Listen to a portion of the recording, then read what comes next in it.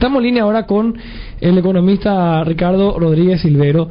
Ricardo, ¿cómo estás? Buen día. Buen inicio del año a ustedes todos ahí y a la audiencia también. Igualmente, señor. Muchísimas gracias por atendernos.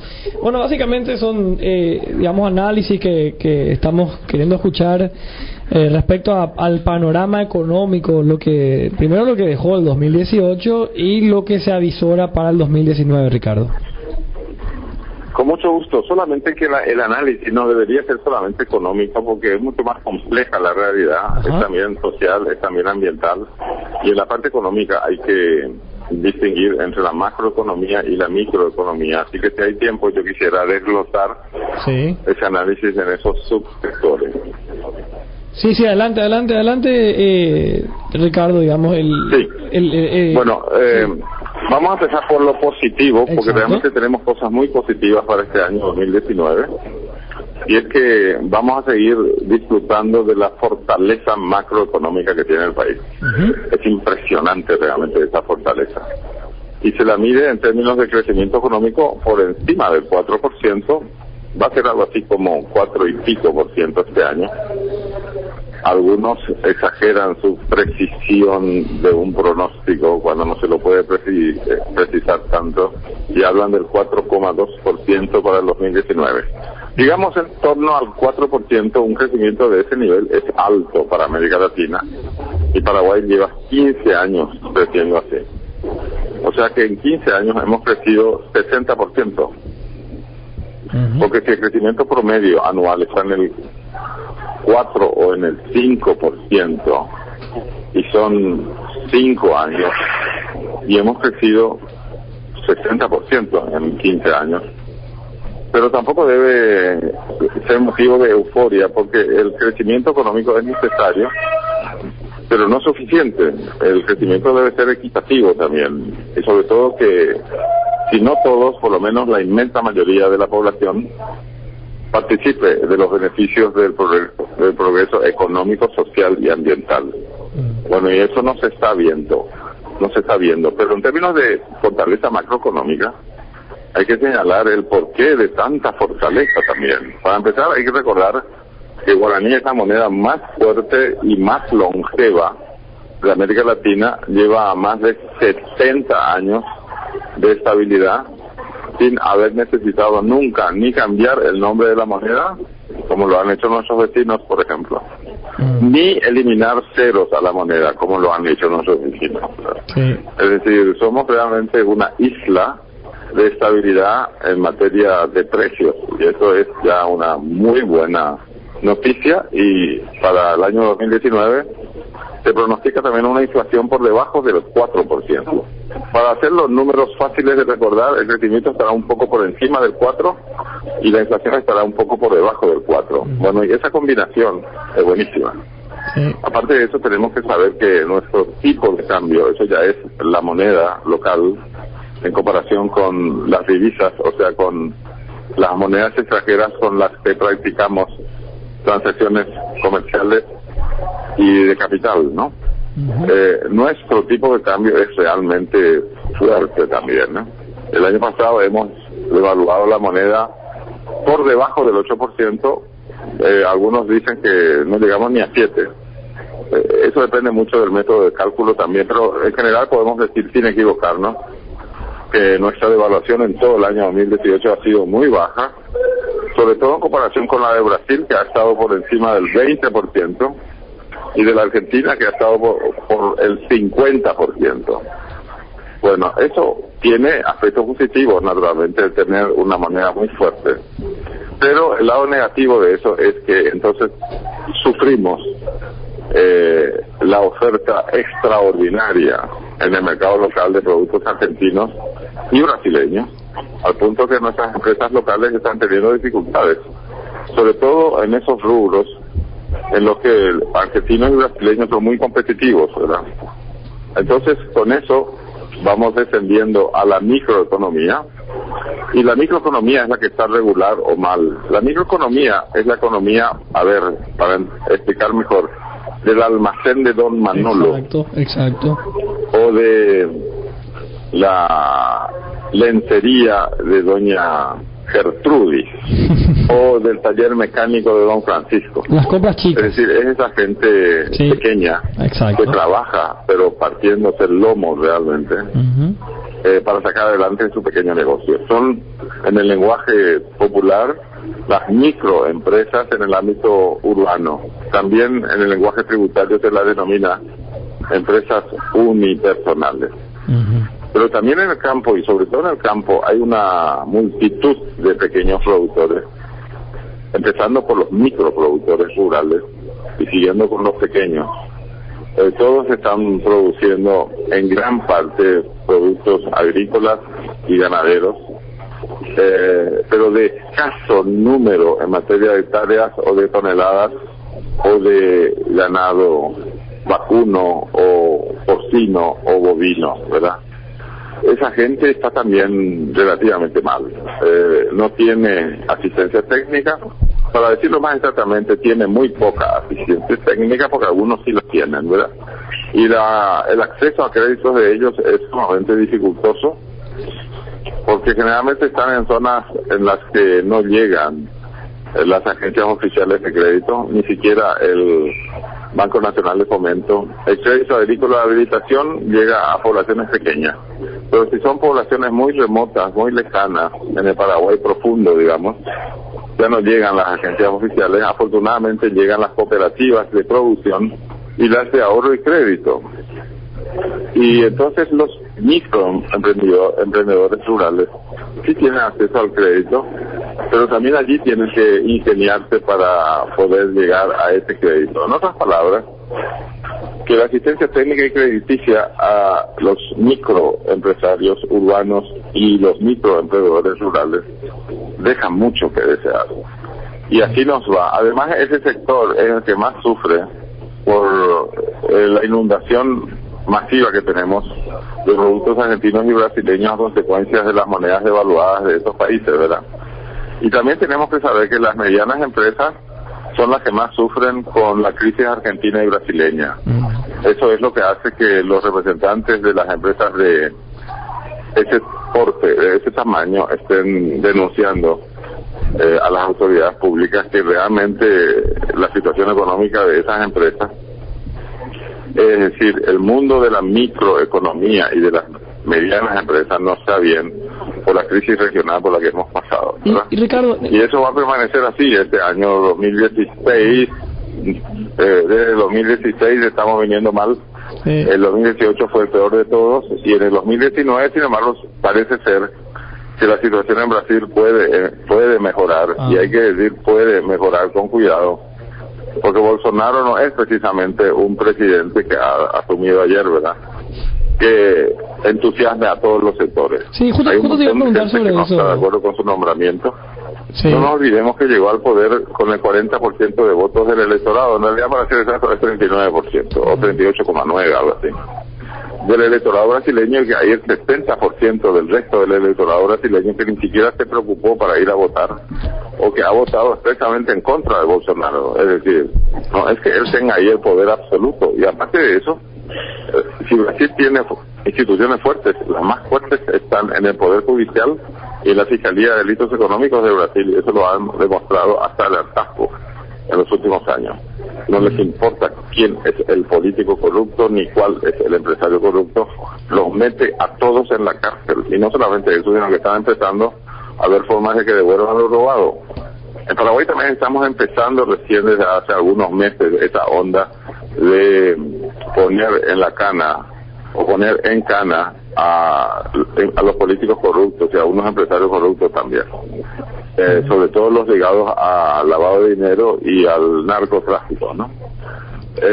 Pero igual no hemos llegado todavía nosotros al nivel de castigar a los culpables devolviendo lo robado, como se está empezando a realizar ya en Brasil. Bueno, esa gente que está soportando minoritariamente al gobierno de Bolsonaro, pero que ha sido electo legalmente y por lo tanto es un mandatario legal, la presencia de Bolsonaro en el Brasil puede ser que modifique un poco las variables de referencia en la coyuntura de nuestro país, pero todavía no estamos en condiciones de prever eso para el año 2019 porque hay que darle tiempo a Bolsonaro que vea si puede poner en práctica realmente lo que ha prometido, porque están los otros poderes del Estado en Brasil que no son nada subestimables, tanto la oposición en el Congreso como el Poder Judicial y la Fiscalía de los Delitos Económicos. Pero siguiendo con ese análisis de coyuntura en Paraguay, hay que decir también que, pasando al otro sector, al sector de lo social, que es preocupante la cantidad de gente en miseria en nuestro país. Son aproximadamente 400.000 en épocas de sequía, digamos, pero si son épocas de inundación, eso sube ya a 500.000 personas. 500.000 personas para una población de 7 millones es mucho, pero eso es la gente que vive en la miseria, o sea, en la pobreza extrema.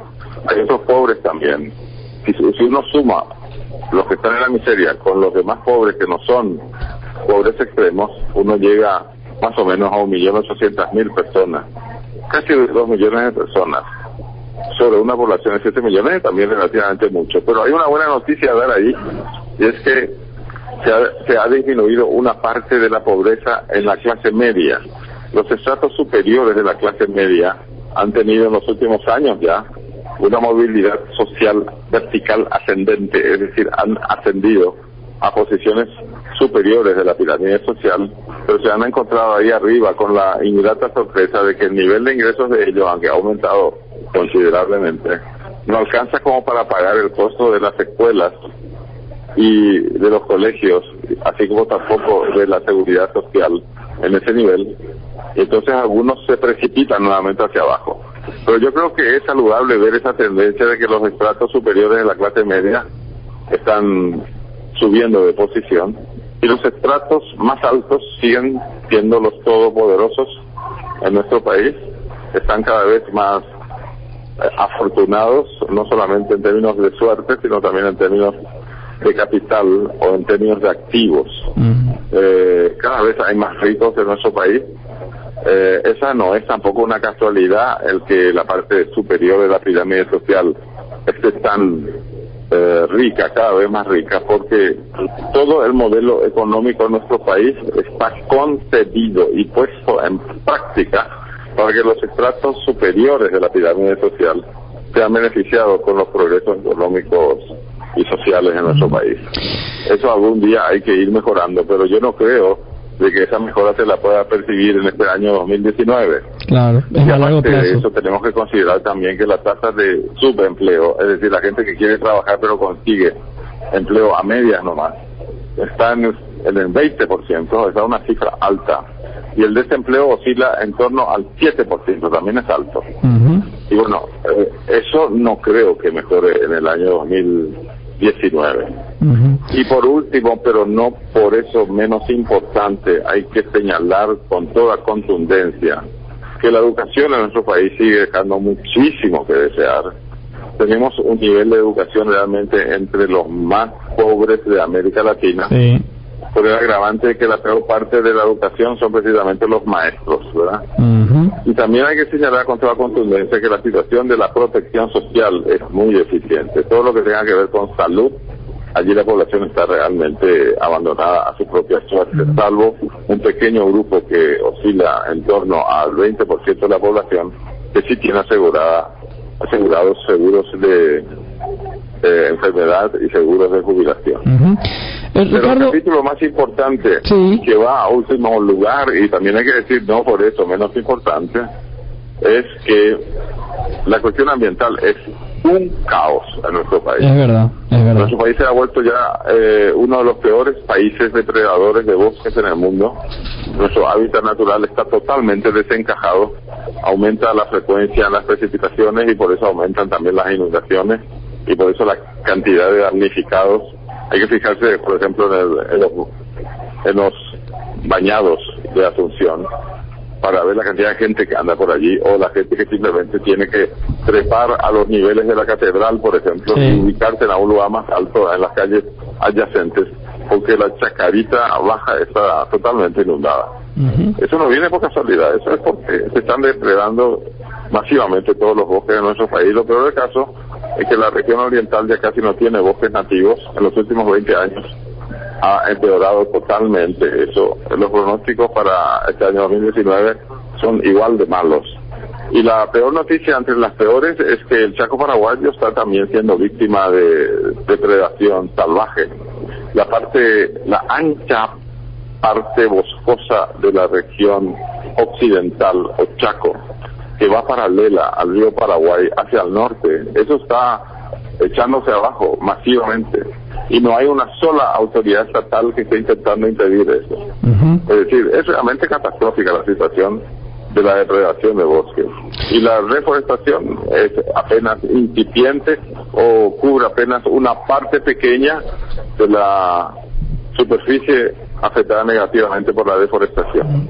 Para continuar, el procesamiento de los residuos orgánicos, líquidos y sólidos sigue siendo muy deficitario. El porcentaje de la población que saca provecho de alcantarillado es muy bajo. Incluso en las zonas VIP de la capital y de otras ciudades del interior, sigue mostrando que no tienen bajo control el sistema de aguas cloacales.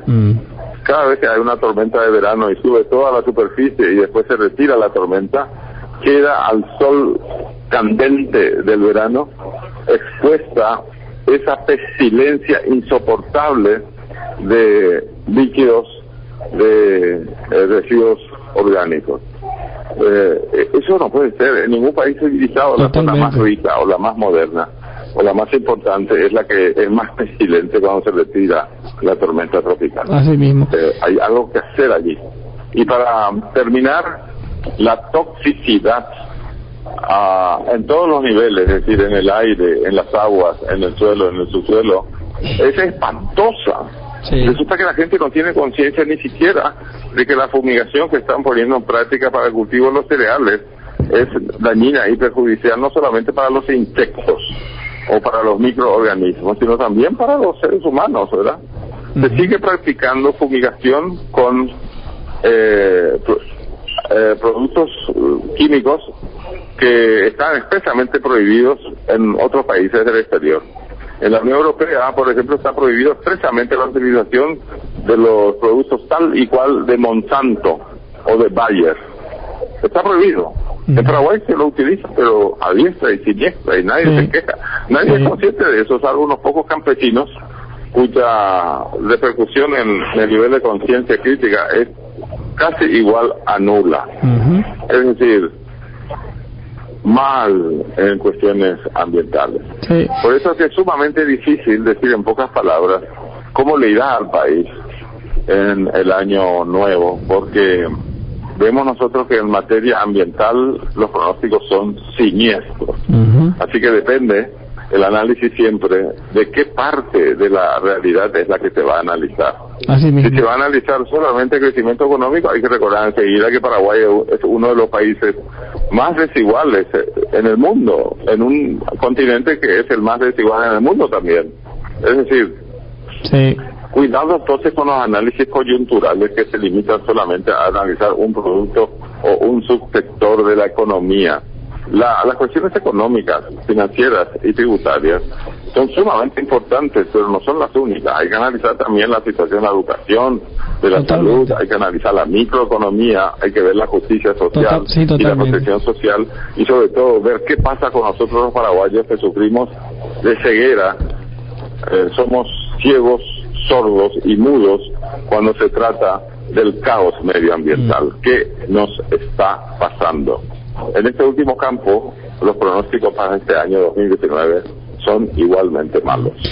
Ricardo, te agradezco muchísimo este análisis completo, digamos, yendo desde lo que quería preguntar lo segundo, digamos, que era el tema de la perspectiva respecto a Bolsonaro, pero creo que ya lo has respondido, y sobre todo con esta fuerza en el tema ambiental que coincido, pero en un 100%, ¿verdad? El hecho de fortalecer un poco materia ambiental, materia educativa, como unos pilares 2019, y creo que con eso podríamos aplicar todos los podríamos beneficiarnos, digamos, con un año con muchas expectativas y sobre todo mucha incertidumbre. Te mando un fuerte abrazo, Ricardo, muchísimas gracias. Ha sido un gusto. Saludos de buen año para la audiencia también. Igualmente.